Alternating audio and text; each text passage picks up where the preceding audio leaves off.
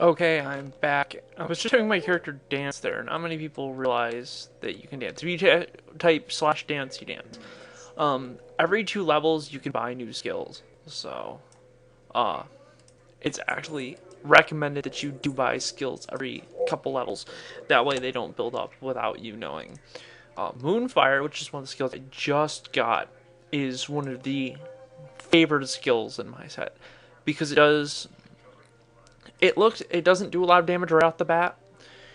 It's more of a damage over time skill, and it can be very very helpful over time because it does it does auto damage, and then after a couple seconds, like this one is a healing over time spell. It's called Rejuvenation. It's very helpful.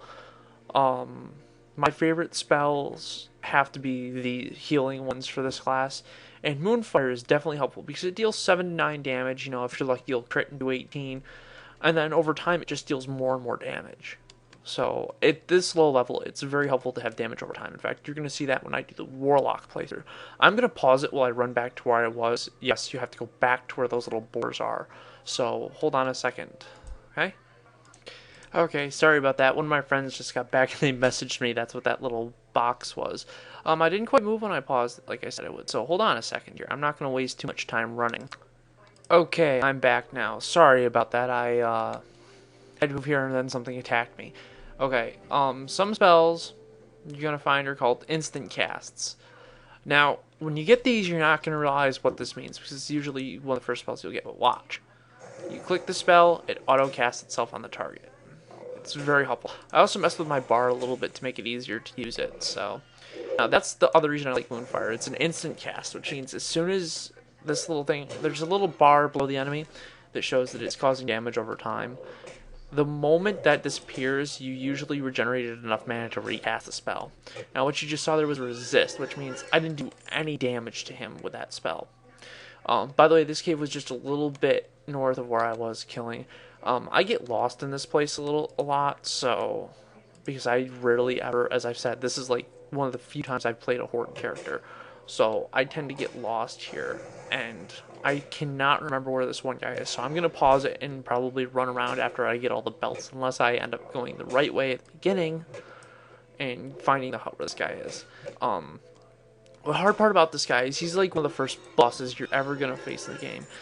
Now, most people say, oh, this game doesn't have bosses. It does. They're usually quest kills, which means you have to kill the specific guy for a quest.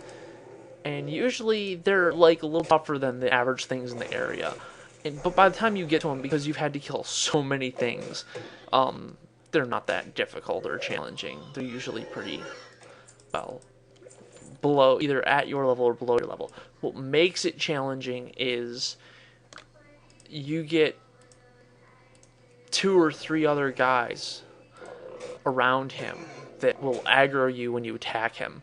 So he's a bit tougher in the sense that you're fighting 3 or 4 guys at a time. And it's just annoying. It's just annoying, I'll leave it at that. Enemies are going to start dropping money now, which is good. Oh, I think I went the right way. Thank God. Okay. You might actually see me kill this guy in this video. I'm not sure. I might just make another small video to latch onto this one, part B, where I kill this dude. Because if I start part way through and I don't get the full time, I don't know how to cut it off exactly, so I'll probably just re-kill him and reshoot it. But you find these huts every once in a while. I don't think this is the one, actually. No, this one's not the one. I think I went to the wrong one. Yes, I did go the wrong way. I have to go back a little bit. But it's good because I experimented and I got lost. I'm almost at my halfway point, which is kind of shocking. But as you can see, these guys die off pretty fast. There's some funny things about this game that I found. Later on, you'll find it if you've played this game. I'm really messed up in the head. But if you're flying from one city to another, and you hit a button to, say, use a spell or attack or something, it says you cannot do this while mounted. And it sounds really weird, and when you look at it, it looks really interesting. I find it pretty hilarious. So, Yes, I am aiming people in the background, so you may hear my little beep thing go off. I heard it when I was just playing through a little funny part in the last video. These guys almost always drop the quest items, so you probably only have to kill 12 of them. I'm going to end up killing more along the way because they get really annoying after the boss fight if you're trying to get out of here. As I said, the Earthstone takes an hour to recharge, but there's one cool thing about the Earthstones. They recharge even when you log off. Don't log off while fighting something because that means your character goes into standby mode and you basically don't fight back. It will and can most likely kill you if you do that. I did that once by accident and I died like 3 times because I didn't know what happened. I came back on and I was dead because what happened was they were messing with the power when it happened and they shut my system down without asking what I was doing and I ended up getting killed because of it. This guy should be around here somewhere. Oh yes, this hut. Okay. This hut is surrounded by level 5s. Yes, level 5s.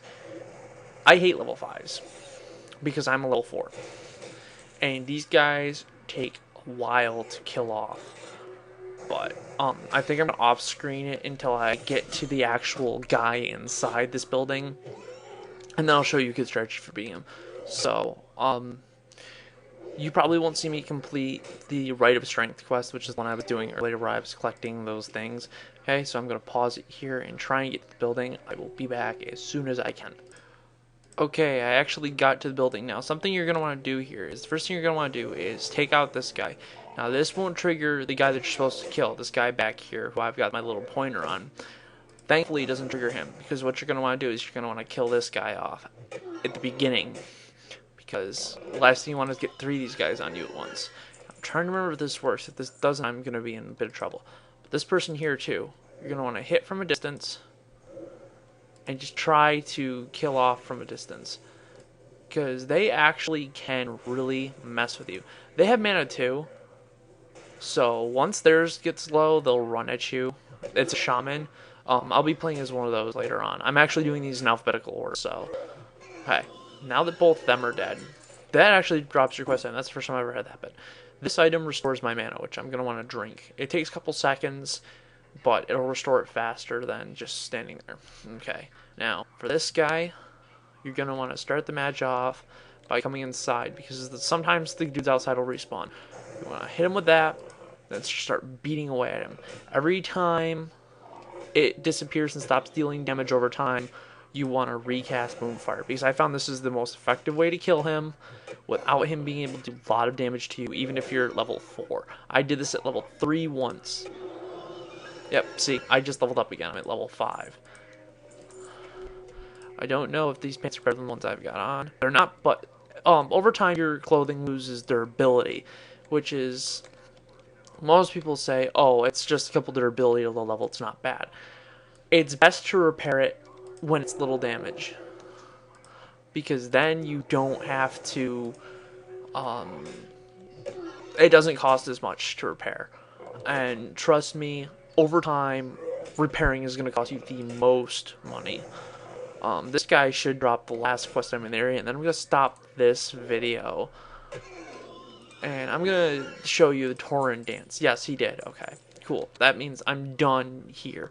The Earthstone will recharge if you log off too, so I can safely log off. When I log back on, it might cause a little problems, because these guys can now attack me as I'm logging on, which will take a bit longer, and they'll be able to get in a couple free hits before I can respond.